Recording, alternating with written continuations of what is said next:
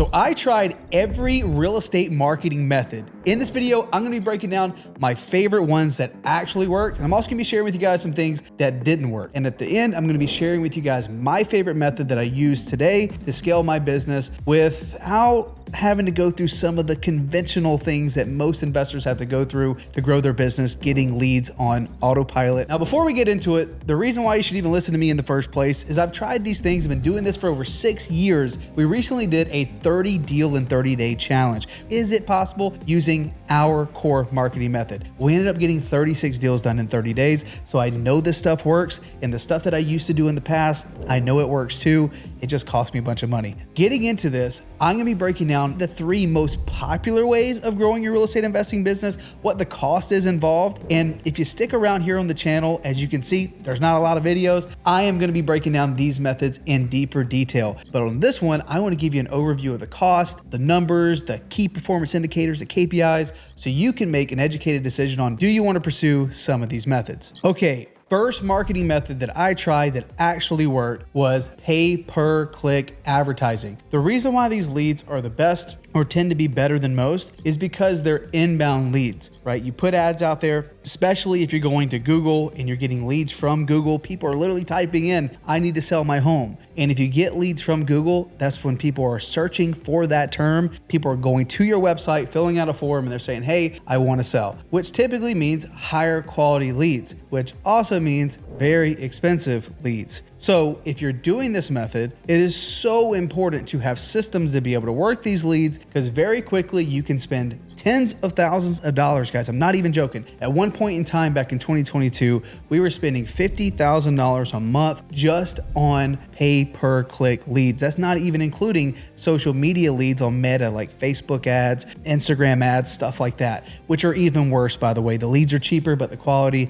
not near as good. Our numbers in the past were we would end up closing somewhere in the neighborhood of 1 in 12 to 15 leads that came through, and about 60% of those contracts actually made it to close. And I'm talking about wholesaling these deals. So that meant on average, we're spending somewhere in the neighborhood, if we're spending, it was about $200 to $300 a lead. Well, if it took us 12 of those to get to a deal, it was anywhere from $2,500 to $3,600 to get a contract. And if a little over half of those closed, that meant it cost us about $6,500 to get someone to sign a contract that we actually were able to take to close. Now, on the back end of that, our average assignment fee was a little over 16 grand. So the numbers still technically worked, right? It wasn't a massive return. It wasn't 5x. It was a little over 3x return on our pay-per-click advertising. But if you're very diligent with your money and you know how to process the system and you know how to close deals, then you're gonna do pretty well with this, because if you spend 6 grand and you make 16 grand or 18 grand or whatever the assignment fee is, you're gonna do pretty well.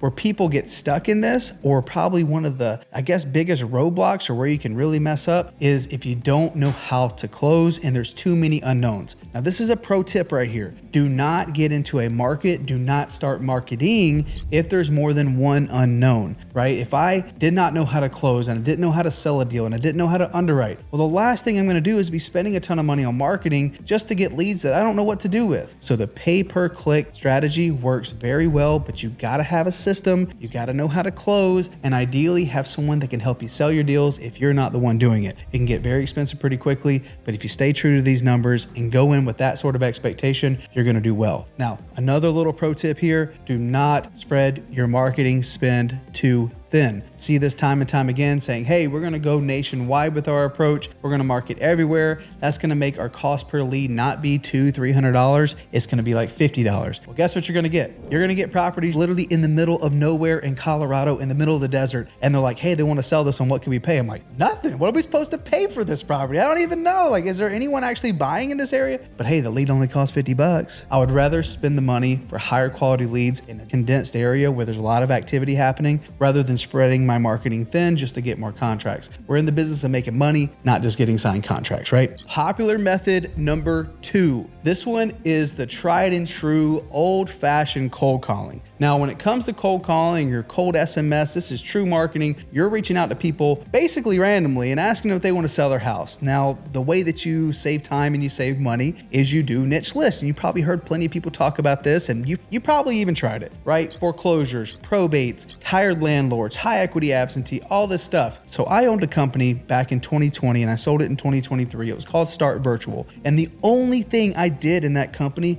was help investors build out their cold call systems with virtual assistants. Now, I know this game very, very well. I know it comes to having great data. You have to have your tool set up properly and you need to have great people to work those things. That's like the triad, right? You got to have all three of those things at once. Now, I'll tell you right now, after working with, and I'm not even joking, well over 1,000 investors setting up these systems, it didn't matter what the list was. No matter how we did it, we would get 1 to 2 leads a day. Now, your average close time when it comes to cold calling is about 90 to 120 days. So if you do the math, you start spending money on pulling lists, getting data, using a dialer, buying phone numbers, doing all this stuff, and also having a virtual assistant, you'll easily be spending thousands and thousands of dollars every single month that you're not gonna see a return for at least 3 to 4 months. Now, as an investor, how do we make money? We solve problems, right? We try to help that person on the other side that's going through these situations say, great, well, if I can help you find a new place and I can get you out of foreclosure and I could do boom, boom, boom, boom, boom, all these things.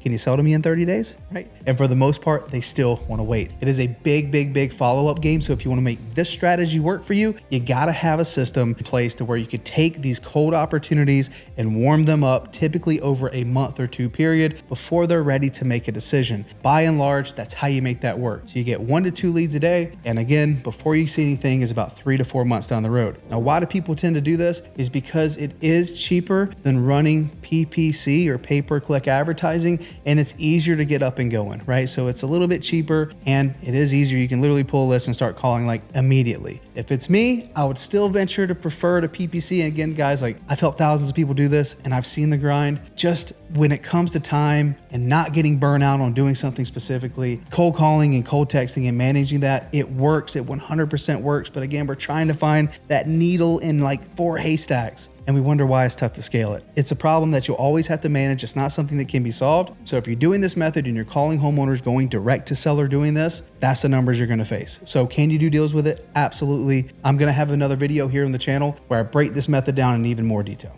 And number 3, probably the most tried and true of all methods, and that is old school, baby. Old school direct mail. Direct mail still works. Typically with direct mail, you make about 4, 5, 6 different touches before they give you a call back. But it's high quality, just like PPC is. And if you know how to target and you know how to keep your spend down, you could do very well with this method. Postcards, yellow letters, like bulk mail that feels like kind of thick and people want to open it. Those tend to do the best. But when we ran this method, we were spending about $30,000 a month on mail. And I knew the most important thing when it comes to mail is being able to handle that inbound call. If you don't answer that call on the inbound, the chance of you getting the deal goes down dramatically. But if you do, the deal typically is higher quality. You should be able to close 1 in about every 5, assuming your targeting was on point, meaning you're reaching out to the right people that had the highest likelihood of selling their home at a discount. My favorite list for doing this kind of stuff, pre-foreclosures, probates, and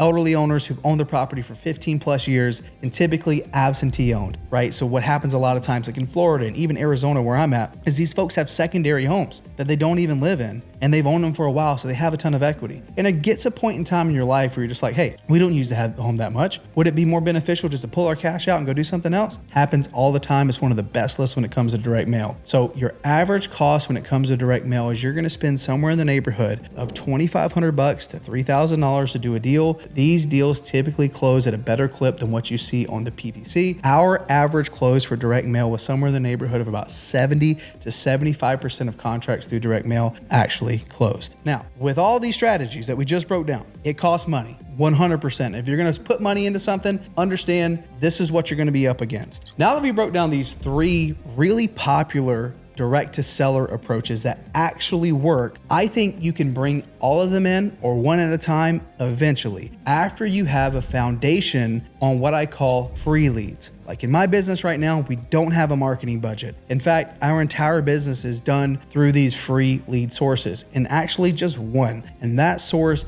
is realtors. We reach out to realtors to do deals. Now, the reason why I love this strategy so much, well, there's a lot, but I'll go ahead and tell you guys that KPIs, the key performance indicators, the numbers behind it all, is very, very consistent. I know it takes anywhere from 41 to 62 properties that are sent to me from a realtor to close a deal. From those 41 to 62 properties, I end up making somewhere in the neighborhood of 28 to 33 offers, and boom, we end up getting a contract. Now, these realtors are easy to target because their phone numbers are online. They typically put it on marketing materials so we can reach out to them compliantly. And guess what? Most of them prefer to be text, so it doesn't cost a lot. We end up spending about a half a penny a text, and we send about 1,000 texts a day. So if you do the math on a 30-day month, even if we're texting weekends, but we typically don't do that, we spend roughly about $150 a month in texting to reach out to these people. Not only is that crazy, it allows you to run your business primarily on margin, which doesn't really exist in the real estate world. When you do a deal with an agent, not only do you get a chance to do a second deal with them or maybe even a third deal with them within the same year, you get the opportunity to work with somebody who has a seller that is ready to sell right now. So it's easy to scale. It is very simple to reach out to these people. They're easy to find, and it's very cheap to do. So bare minimum, I don't care what you're doing in your business to get leads, you gotta have them. But we will never have an ugly house problem in our business again because we have basically infinite lead flow from these individuals. And that's why I'm just such a big proponent of you have to build a business on this as a foundation. So then that way you can run your business on margin and decide,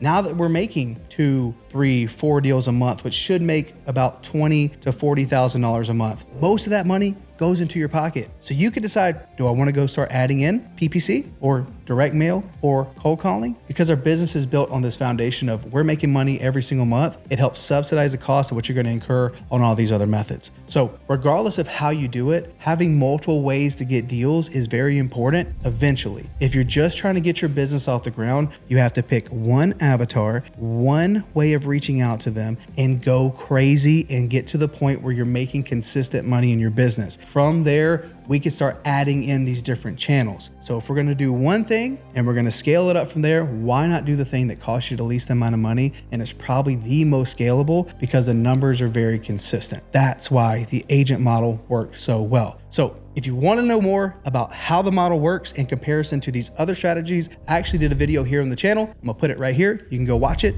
If you like what you see, I just hope that you subscribe because this is a brand new channel. I appreciate you guys. Bye.